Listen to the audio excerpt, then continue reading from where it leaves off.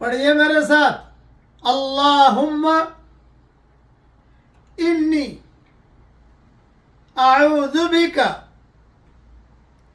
मिन तफरीक़तिल क़ल्ब। ए मेरे प्यारे अल्लाह,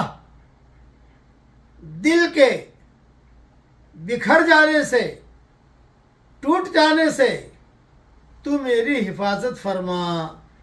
ये दुआ मेरी किताब अल्लाह की पनाह सफ़ा 212 पर मैंने लिखी है और ऊपर की किताबों में अबू नुऐम ने भी नकल की है। जो ये दुआ पढ़ता रहेगा उसका दिल मायूस इंशाअल्लाह नहीं होगा। पढ़ते रहिए और ये मेरी किताब मोमिन का हथियार, इसके भी पढ़ने का बहुत एहतमाम कीजिए, बहुत फ़ायदा होगा इंशाअल्लाह। काफ़ी ख़जाना मैंने इसमें जमा किया है। अल्लाह कबूल फरमाए, आमीन।